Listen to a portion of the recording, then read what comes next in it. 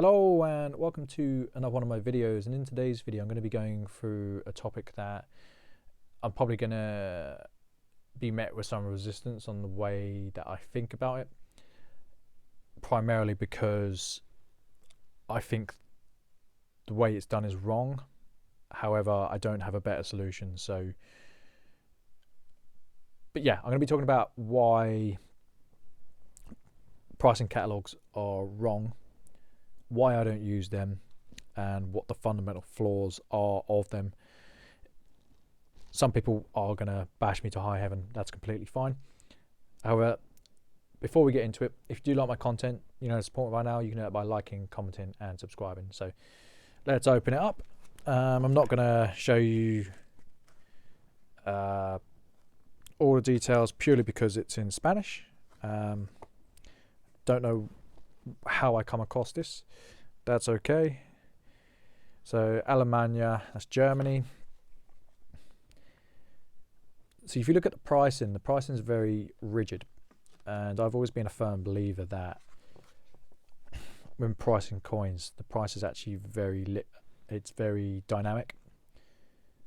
I don't think these books are of any use after they're printed. I think you might as well just save the paper.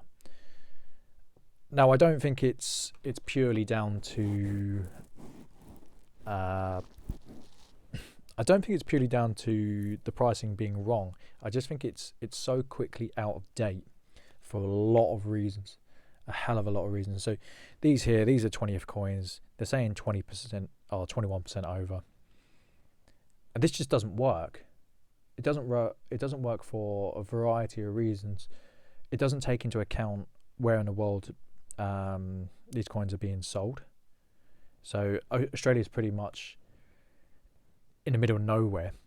It's one big massive island in the middle of nowhere, and it to ship from Australia, there's just different costs involved. So that's why that's kind of wrong on one aspect.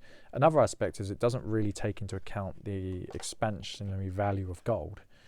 So 20% on, say, £10 is not a lot of money. 20% on £1,000, you're really starting to talk. So yeah, it's 20%. I don't understand why it's gone from 21 to 20. That doesn't even make sense to me. I guess they've tried to price it in a way that the closer you are, the cheaper it gets. Although in terms of how much cheaper it would have worked out to not a lot. Like, this book is from 2006.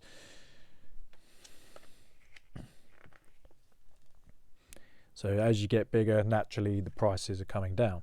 That's always been the case. So that's fine. But these books also, they don't really take into account the actual mintages. They just say, well, the price is this, the price is that, and then you get conflicting pricing on different books. I've got another pricing book. It was by a German gentleman who has a channel. For the life of me, I cannot remember. I know his name's Sebastian Vich. I think he's got a Polish sounding last name. I'll try and link it, but yeah, it's one of those things. They've got bullion here for plus 10% for an ounce. Again, that doesn't work in a high value environment. You're looking at spot plus 3 to spot plus 5 on most bullion coins these days. This would have made sense when the spot price was a lot lower. The world we live in today is just, it's not the world where some of these books were printed. You can kind of understand why a book like this would have been printed, because it does help people out.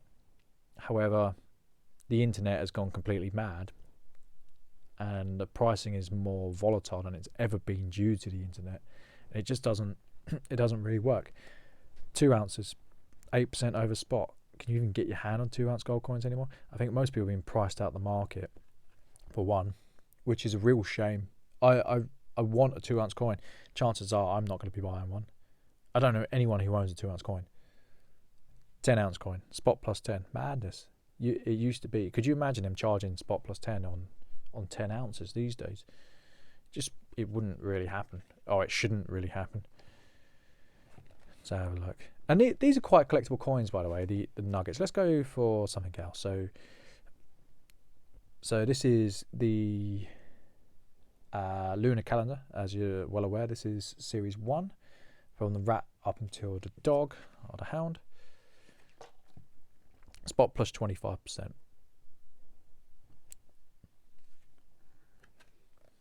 Again, they've tried to lower it down. This doesn't work in any way, shape or form. I think the market's left this behind because even on the larger stuff, people will pay more for certain coins, especially in lunars. So people like the dragons and the tigers.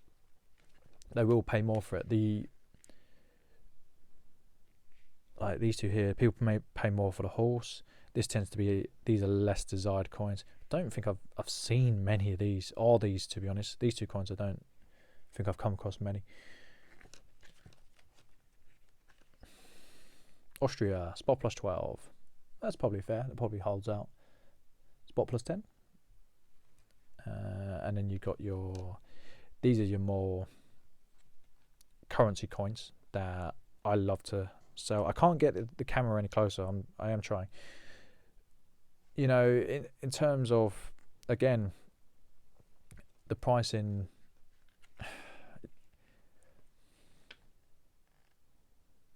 So the ducat. So at the moment, spot price is what, 135, and they're charging 150. So it's come under this. You're going to find that, I think I've made my point by now, you know, but you're going to find that the bigger or the higher the spot price is, the lower the premium will be.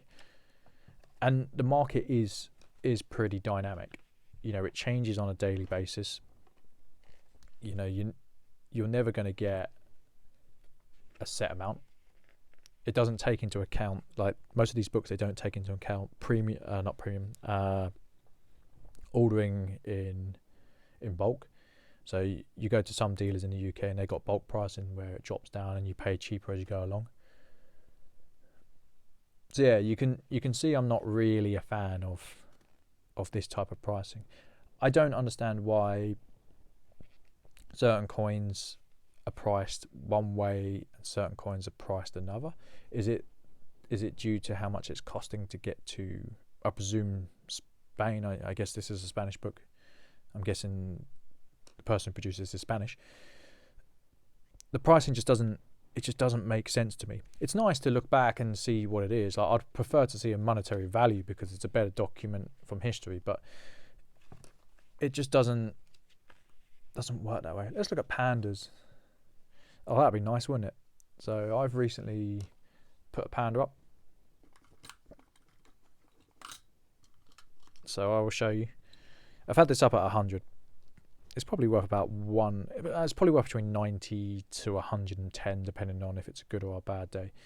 So let's see what the book has to say. I'm just curious. Actually, nope, this panda's too late. Can't do that. But it says, so that's the 20th. 25% over, or 22% over. The price of gold is 43, and let's say 43. So £65 plus 25%. Who's good at maths? So what's that? 6, 12, 15 quid, 80 quid if you work it on this. It's not taking into account the collectability of certain coins.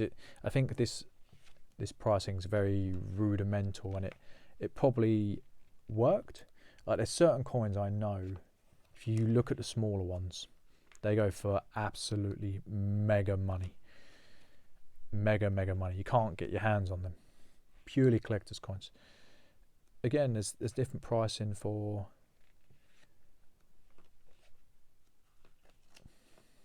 Let's look at these. So these are typically the low value coins. Yeah.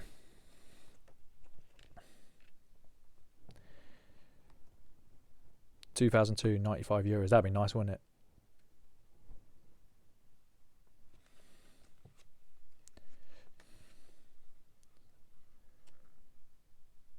So your half sovereigns.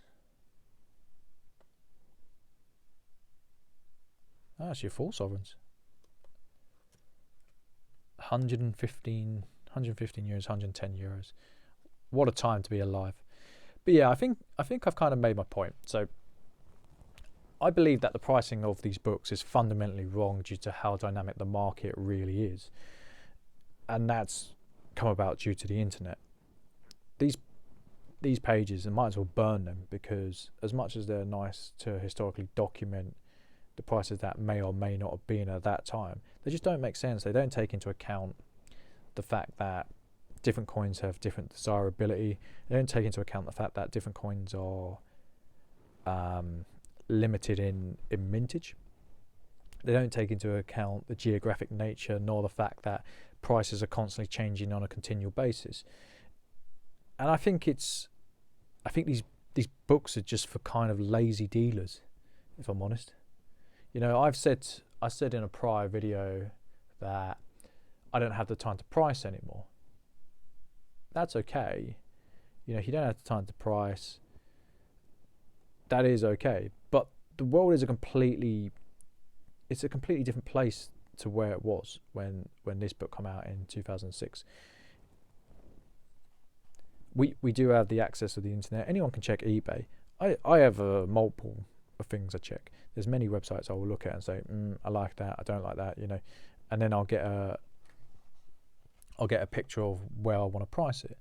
But in terms of these books, I think anyone who's going to be publishing them now, oh wow, that's wow.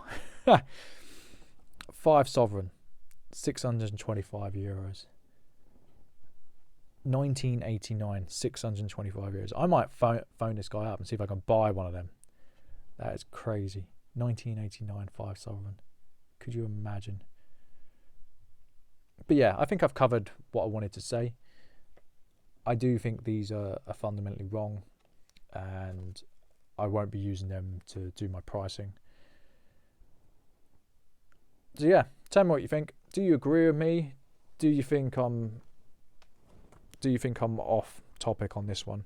It's slightly longer than I planned, but I absolutely loathe these books because I just think they're wrong, and I don't think they serve any purpose, and I think they're a waste of paper. You should never waste paper. I'm going to recycle this because someone has to. Take care, guys. Bye.